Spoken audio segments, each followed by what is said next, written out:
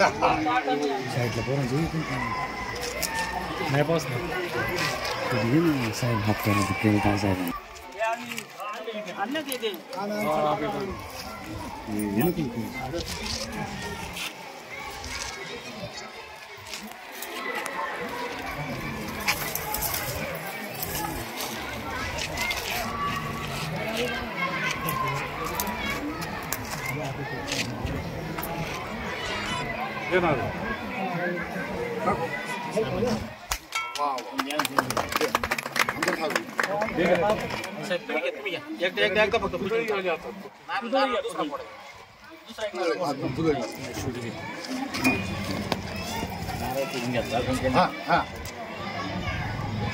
मारा गणपती बाप्पा छत्रपती शिवाजी महाराज की जय.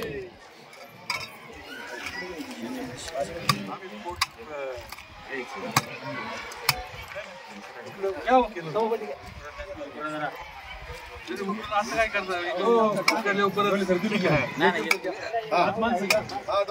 साहेब इकडून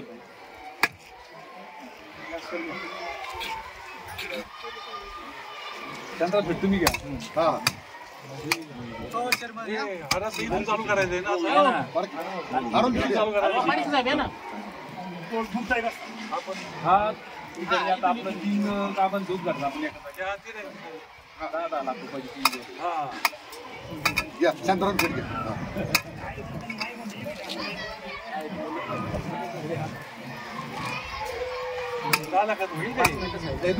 हो फोटो घ्यायला बोलवा विठ्ठलवाडी येणारे या ठिकाणी आपल्या तालुक्याचे भागवी जाते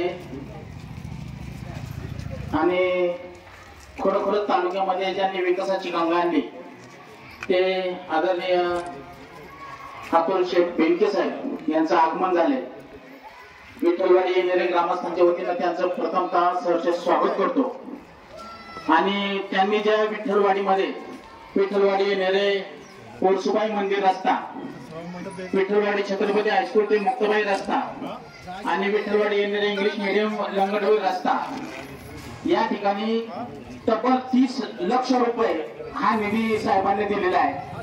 त्यांचं एकदा सर्वांनी टाळ्या वाजवून साहेबांचं स्वागत करायचं, अभिनंदन करायचे. आणि जास्त वेळ घेत नाही कारण गावामध्ये मोठा कार्यक्रम आहे आणि म्हणून या निमित्तानं साहेबांचा सन्मान गावात या सगळे गावात तर येणारच आहे. परंतु विठ्ठलवाडी ग्रामस्थांच्या वतीनं आमच्या गावचे सरपंच हरिचंद्र नाना ढोले यांना विनंती करतो की साहेबांचा श्रीफळ शाल देऊन त्यांचा सन्मान करायचा आहे.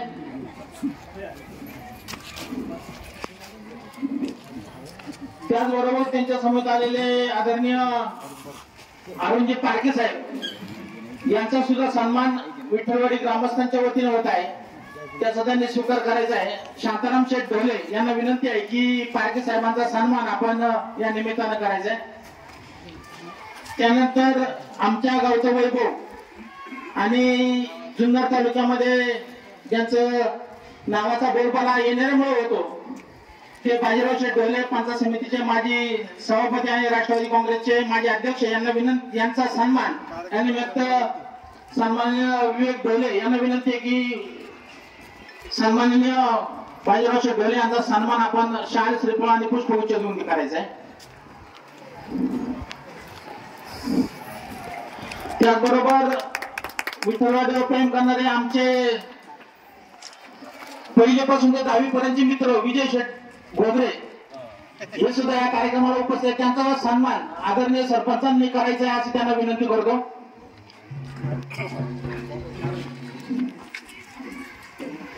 आलेल्या सर्व ग्रामस्थांचं मी मनापासून स्वागत करतो. आणि यानंतर गावामध्ये कार्यक्रम आहे. या ठिकाणी साहेबांनी 30 लाख रुपयाचा जो निधी दिलेला आहे विठ्ठलवाडी ग्रामस्थांच्या वतीनं त्यांचं मनापासून स्वागत करतो.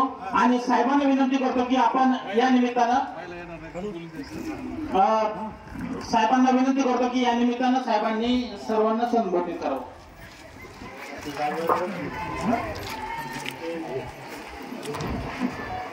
आज आपल्या विठ्ठलवाडीमध्ये अनेक कामांचं लोकार्पण आणि भूमिपूजनच्या निमित्ताने आपण सर्व एकत्र जमलो. शेवटी एवढे कामं जे आपण बोर्डवर पाहतोय एवढ्या मोठ्या प्रमाणात किती टोटल किती 4 कोटीच्या वर एवढी कामं करून आपण एवढी सेवा करतोय, तर तुम्ही बघा आता कसं काय. शेवटी सेवा करणं हे आपलं काम आहे. वल्लभशेठ बेनके साहेबांनी केली आणि त्यानंतर त्यांच्या पावलावर पाऊल ठेवून पुढे जाण्याचं काम आम्ही केलं. मला अजून एक दिवस आठवत आहे, निसर्ग चक्रीवादळ आलं होतं, आंब्याच्या बागा गळाल्या होत्या आणि आजीदादा जेव्हा इथं पाणीसाठी आले तेव्हा विशेषतः आंब्याच्या बागांना नुकसान भरपाई त्या निकषामध्ये नव्हती. आणि ते जेव्हा इथं आले आणि बरेचसे शेतकरी सरपंच आहेत त्या आंब्याच्या बागा वगैरे त्यांना दाखवल्या.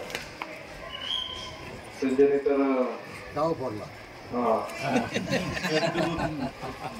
कॅरेट दादांसमोर धरला असं झालंय आणि जरा पोट तिडकीने मांडायचं असं म्हणून सांगितलं. तर त्याने इतकं पोट तिडकीने मांडलं आणि त्याच्या डोळ्यात इतकं पाणी आलं का आता दादाच्याच डोळ्यात पाणी येत राहिलं. पण दादांनी वरती सूत्र हलवली आणि आंब्याच्या बागांना पण मदत करण्याचं आपण तेव्हा ठरवलं. आणि तेव्हा तो पूल मला वाटतं सरपंच काय होते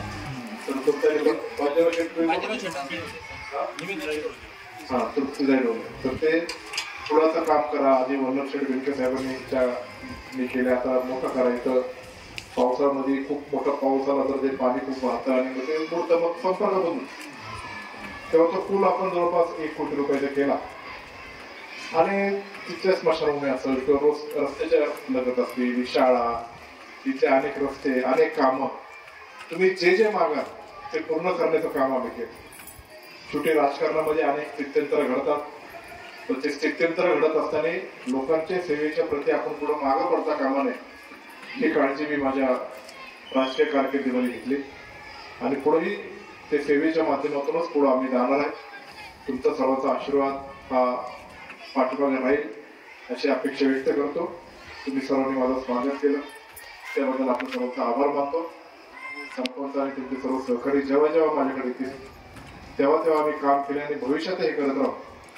अजून हे तरुण मंडळ आणि त्यांची समिती जी काही मागणी असेल ते पूर्ण करण्यासाठी आम्ही कटिबद्ध आहे एवढं या निमित्ताने सांगतो आणि माझे 2 शब्द संपवतो. जय हिंद, जय महाराष्ट्र, जय शिवराय.